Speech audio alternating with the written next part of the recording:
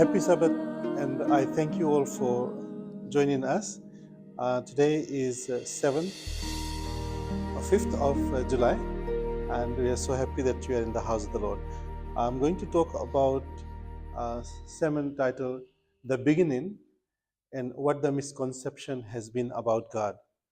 And what you're going to look at through the scriptures as Genesis 3, verses 1 to 5. Most of us, we are familiar with these verses. So, and then we're going through to look at Revelation, a few verses from there, and then we'll conclude of looking at John and Romans. To begin with, one of the first and foremost thing that most of us already know about, and I used to, is the strategy or the plan that Satan had to distort God's character and making him appear harsh, untrustworthy, and also very cruel. If you look at what is happening around the world today, and as we are speaking, there are bigger issues, topics like war and fights between countries, nations, and we can see that most of these war that have started are based on lies, not based on truth. And we were discussing about this in the morning as well, briefly, and you can see that it is based on something that is untrue, sometimes unreal, sometimes something that someone wants to build or start off as a lie.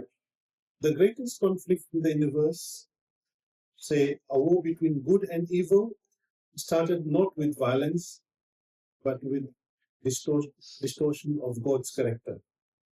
And this I'm talking about not just the historical event that happened in the garden, but also the battle that goes on in every heart, in every human being to date. Because how we see God determines how we live, how we worship, how we love, and how we relate to others. It is all based on how we see God. And if you're looking at what happened in the garden, the goal of the enemy has never been just to make you sin or make Eve sin. Goal was to smear or to change or distort God's image so that human beings, Eve as well, stop trusting him. We can see that if we start off, we can start off with looking at the original lie. God is holding out on you. In Genesis, those verses that we talked about, 3 verses 1 to 5. I'll read to you. This is NIV. Now the serpent was more crafty than any of the wild animals the Lord has made. He said to the woman, "Did God really say you must not eat from any tree in the garden?" The woman said to the serpent, "We may eat fruit from the trees in the garden, but God did say you must not eat from the tree or you will die." "You will not certainly die," the serpent said, "for God knows that when you eat from it, your eyes will be opened and you will be like God." We see here that Satan's tactic has always been one, to twist God's word. And the second one is to question God's motive. Those two are the pivotal or the most crucial tool that has been used by the enemy. The first one is to twist the word of God, and the second one is to question the motive of God. Here you can see that how he suggests that God isn't honest by saying you will not certainly die. Then he wants to make God appear as someone who is insecure by saying he doesn't want you to be like him,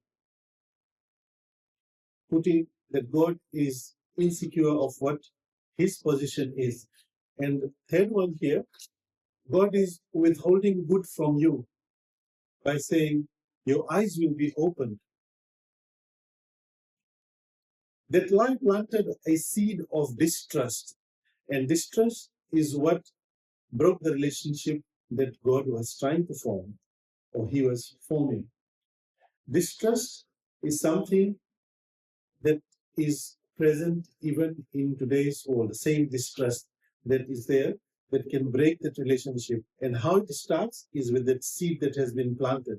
If someone convinces you that your best friend, say at work or outside of work, is against you, you'd feel unsafe right away.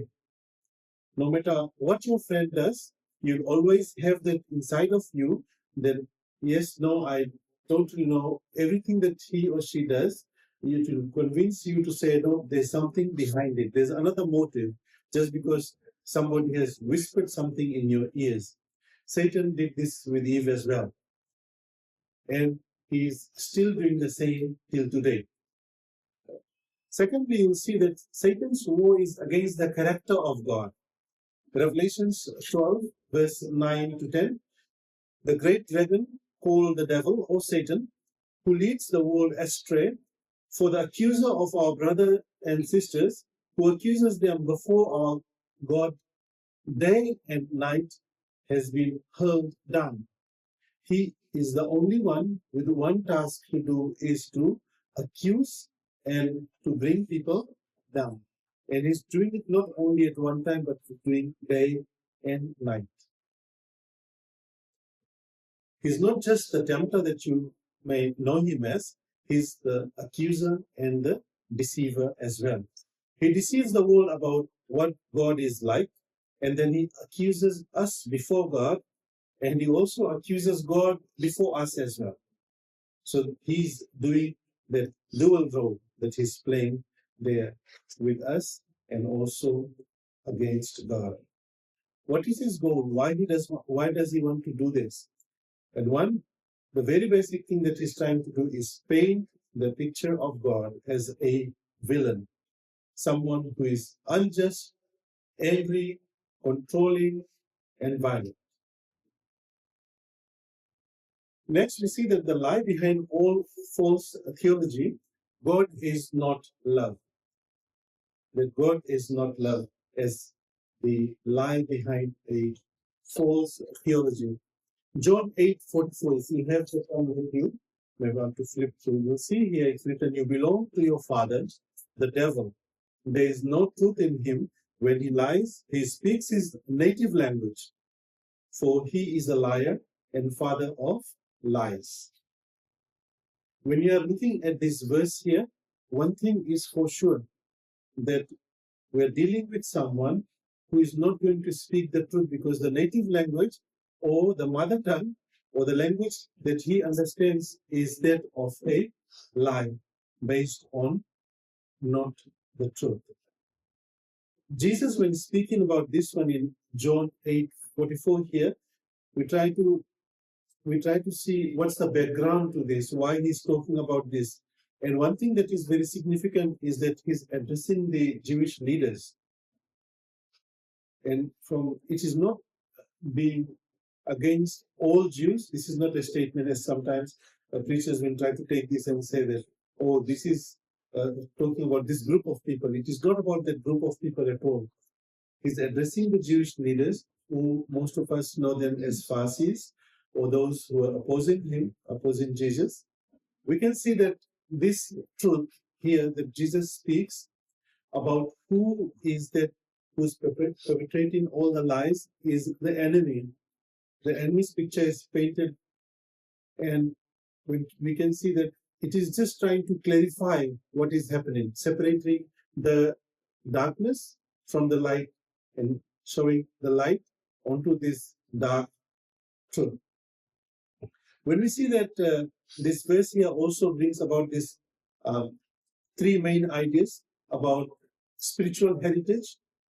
Pharisees were very much involved in the education and spreading the spirituality. So here Jesus is trying to bring this back to them about their spiritual heritage and also the truth that they were trying to talk about, because he also wants to paint the picture of identity. Whom do you belong to? So those three things he's trying to address this to the leaders, the Jewish leaders who were at the helm of the spiritual life, or determining or guiding the spiritual life of all those people who were there at that time in the Jewish society. These were the bigwigs, if you can say, in today's world, or those people who were in power and controlling and deciding on the religious system. You can see that the setting of this place where Jesus is trying to teach is a temple courts. He's in Jerusalem, and if you look at the story where it comes from, John 7:8, this is the time when the feasts, here the feast of tabernacles that is being discussed. And you can also see when we're talking about John, say, go 8:12, you'll see that Jesus declares that he is the light of the world. I am the light. So it is, the background to this is more significant than what the verses here, if you isolate them, is supposed to mean. So how he comes about this statement is very important, because it is a debate on the spiritual lineage, a debate that is trying to bring about clarity about what people have been proclaiming, especially the Jewish leaders who have been trying to proclaim that they were the true descendants of Abraham at this time. And when you are trying to imply that you are the sons and daughters, or we are the sons and daughters of Abraham, you are trying to imply that you are more spiritual, and you have a spiritual right, and you are the chosen one, the chosen group, chosen people. So there's more to it than just to bring the picture of who the enemy is. And here you can see that Jesus is challenging them by saying that true children of Abraham would act like Abraham, will be acting like Abraham, and not the way the Pharisees were acting. And how do you act like Abraham is when they recognize and receive the truth of God, and who's bringing that truth is Jesus himself. Here Jesus also tries to show them that they're, instead of believing what he's trying to say, they're trying to kill him.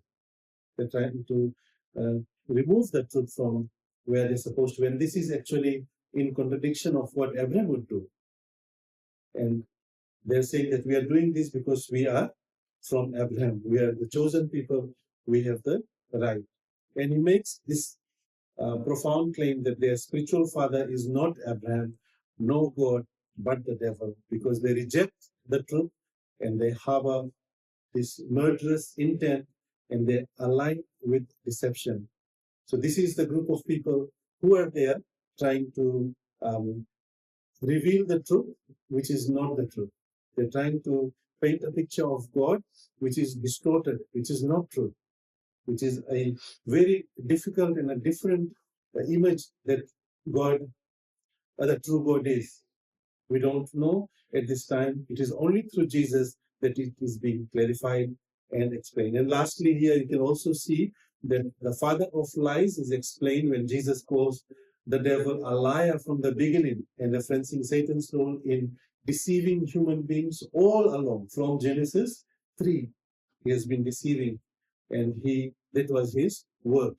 He started off doing the same thing, and he did not stop even until New Testament times, until here when we see that it is being where Jesus is. And to date as well, he hasn't stopped.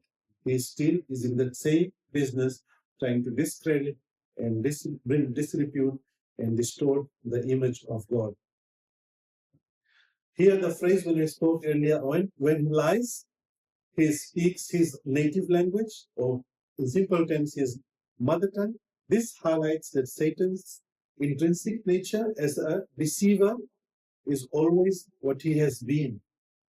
Contrasting here, you can see with Jesus, who is the truth, and he reveals the truth. If you go on to see Satan's biggest lie in the world today, just because when we are here, we can go back and see. We are spectators, audience, at the same time, we are also the participants. It's a different role that we are playing today. It's like the class today, we learned that now today, we can go back and see what is the truth, because we are outside of it. Even though we can identify ourselves as Jesus followers, or we are somewhere in the Bible, we can see that we belong to the New Testament times. We are participants. At the same time, we are also spectators, that we are audience. We can go back and look at it in a different way because we can isolate ourselves and see. And that is how we know whether this is the truth or is not the truth.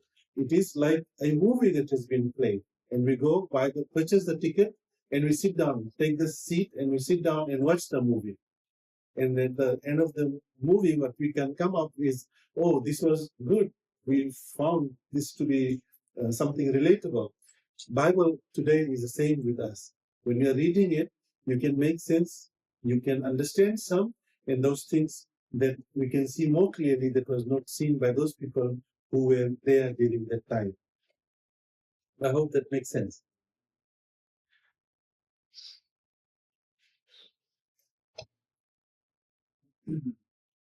When you look at Satan's biggest lie, it is not about you at all. Nothing to do with you or me. We are very minute and sometimes can be insignificant in his big plan that he has. I repeat that one. Satan's lie and Satan's actions, what he's trying to plan and do, it is not about us individual human, special human beings that we can say it is about me. His plan is way bigger. It is about God that he is after. He is after God. And we can see that throughout history, Satan has, and his theology is to make people fear God. Fear God to that extent instead of loving God. So that has been his big plan. How do you come into play is only a very insignificant small part, but it is about God. It is about God and what he wants to do to him. Some of the false beliefs that came from this lie, that God needs blood to forgive. We're talking about this this morning as well. I asked this question because I did some reading on this one and wanted to see like how do we understand this. The false belief that came from this lie, the first one is that God needs blood to forgive. And then it's written there in Hebrews as well that without the blood, without the sacrifice, there is no forgiveness. When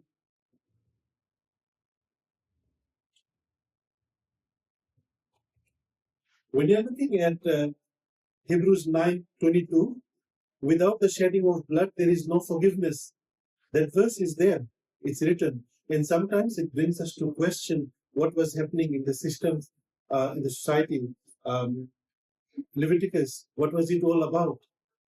And when you look at the animal sacrifice, the atonement of sins, there are a lot of other things that can come. But today we're not going to look at it in that detail, but something like that for us to reconsider and rethink how is this loving God, who is a forgiving God and a merciful God, is also bloodthirsty, looking for blood, violent, very aggressive. So something for us to think of what or why God forgives, but he needs something. Can that equate?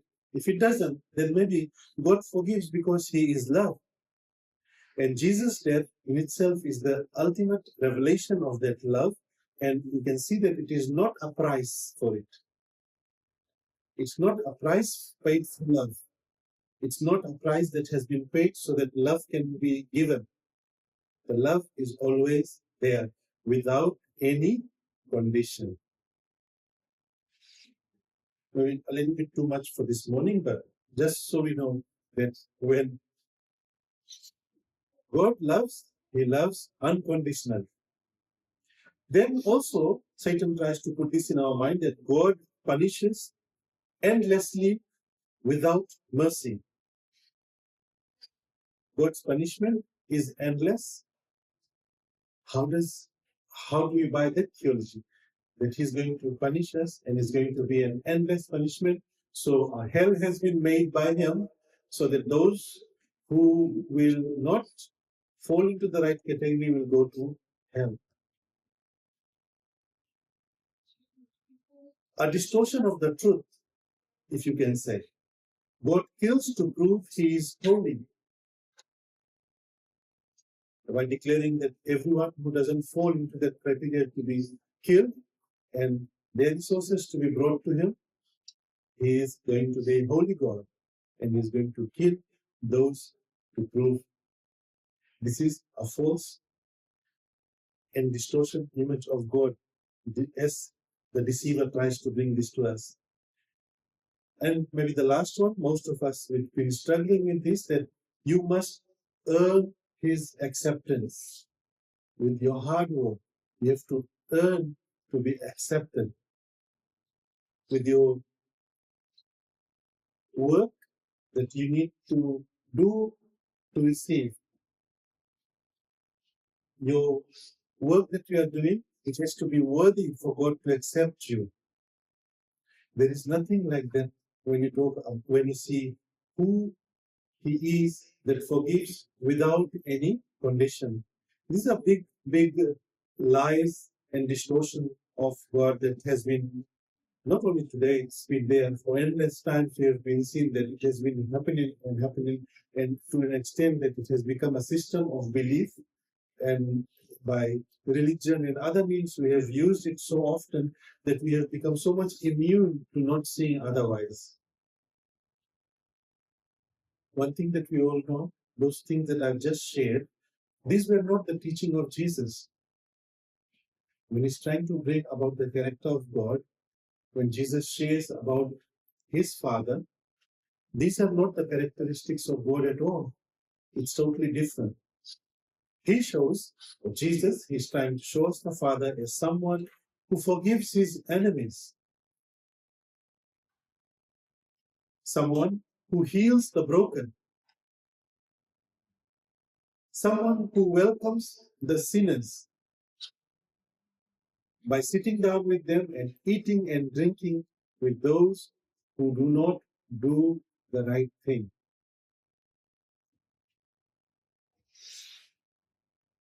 The fruit of Satan's lie has always been a fear-based religion. He has been trying to believe that God is angry and violent. You have to work very hard to appease him, and you will save him out of fear, not trust. You will serve him because you are afraid and not because of your faith. You reflect that false image to others, becoming harsh, judgmental, and controlling. If you look at someone, say, who has been brought up in a church system or any spiritual system, and who has always been told and believed that God was always angry, and every time that person sinned, he can imagine that God was ready to strike, and that is how we have been cultured into a system of living in fear and understanding that a strike will come right away if we go off the track. Very unlike of what God is like, because He is a forgiving Father who gives us chance and who brings us back to who we are. When we meet Jesus through the Gospels, when we see Him here revealed in the New Testament, say in the Bible, we can see that He is the one who shows that God is the same one who is forgiving to the extent and interceding for those who have been sinners, those who have worked and lived their life not perfect at all, and is asking those people who want to harm them and say, if you have no sin, then you can attack. But if you have sinned, then don't touch these people. He is the God that has been revealed by Jesus, not only speaking about them, but defending them, standing there, saving them by His grace.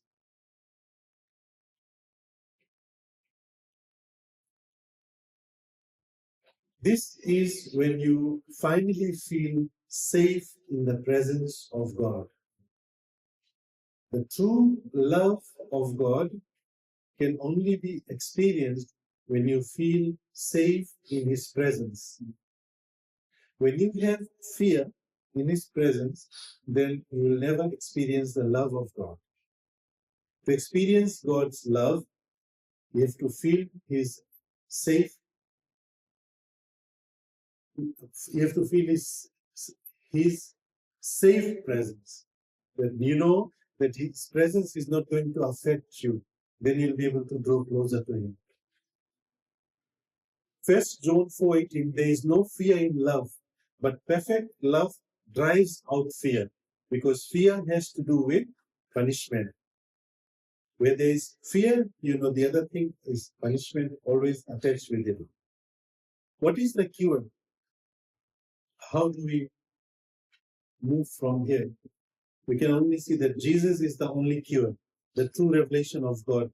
John 14:9 says, anyone who has seen me has seen the Father. His revelation of Himself.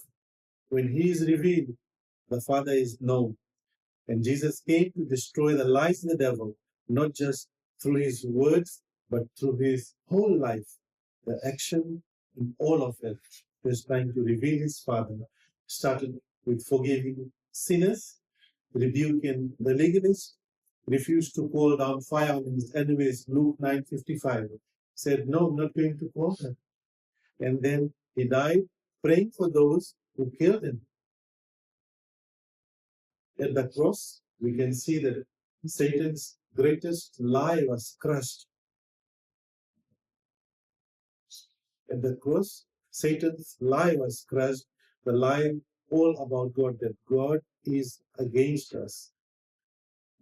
God is not against us. Romans 5:8 says, God demonstrates His own love for us in this: while we are all yet sinners, Christ died for us. Today, when we look at the truth, you have the option to reject it.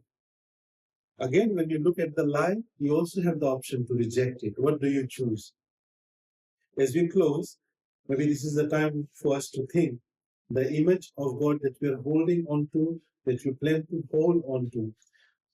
How is it shaping us? Is it shaping our fear, or is it shaping the tradition that we have, or no? Or it is being shaped by Jesus and His love? Satan says that God is angry. Here, Jesus says the Father runs to the prodigal son. Satan says God needs to be appeased. Jesus says it is finished.